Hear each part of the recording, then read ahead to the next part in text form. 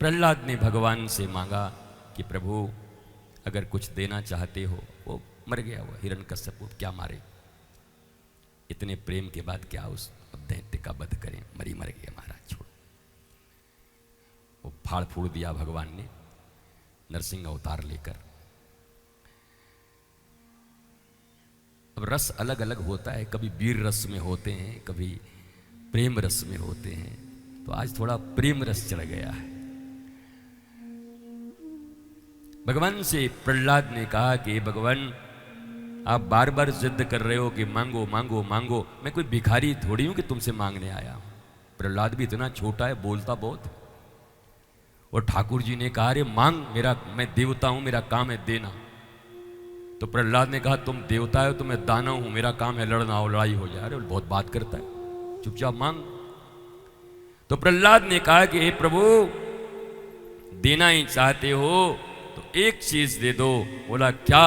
अगर मेरे हृदय में अब भी कुछ मांगने की इच्छा बाकी हो तो उस इच्छा से मुक्त कर दो, बस मैं तुम्हें देखता रहूं, तुम मुझे देखते रहो, इसके सिवा मुझे क्या चाहिए।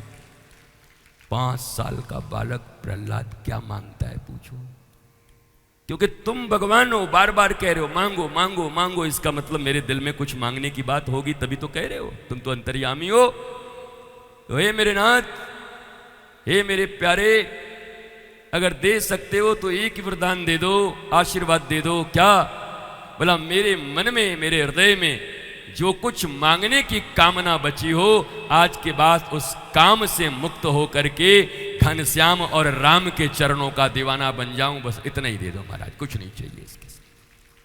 ये मांग है प्रहलाद की। गजेंद्र अपने परिवार के साथ रहता था,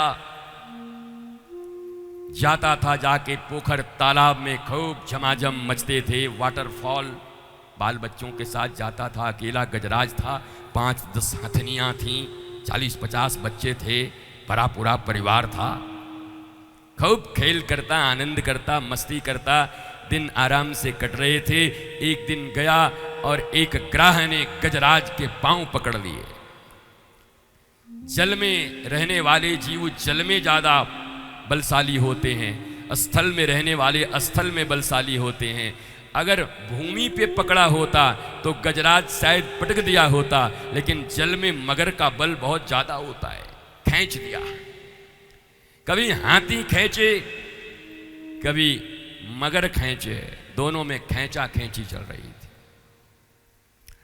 अंत में महाराज जब देखा अकेले नहीं पड़ रहा है तो कहा अरे हथनियों क्या कर रही हो, बाल बच्चों सब लगो, हम डूब रहे हैं।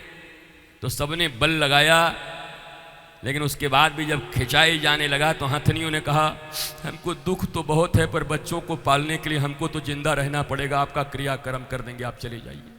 और गजराज ने कहा भाई भगवान, तेरे साथ ही रोज आता था खेलने को, आनंद करने को, और आज मरने लगा तो छोड़ के भाग रही बच्चों के नाम पर।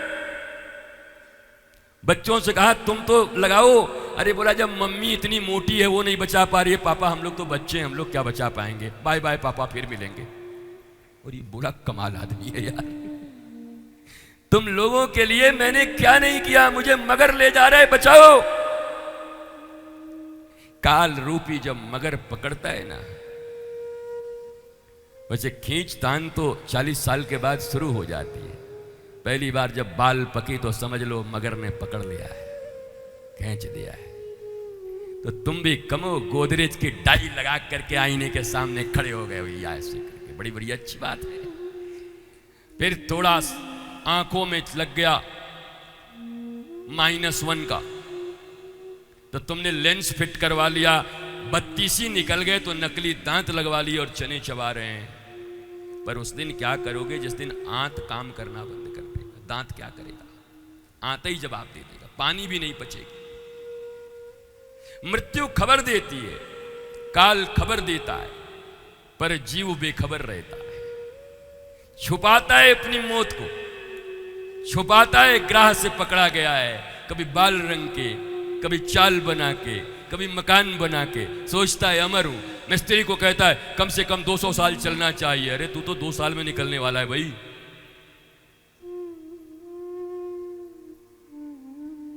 पर अजरता और अमरता की भूख चढ़ी है मनुष्य के ऊपर।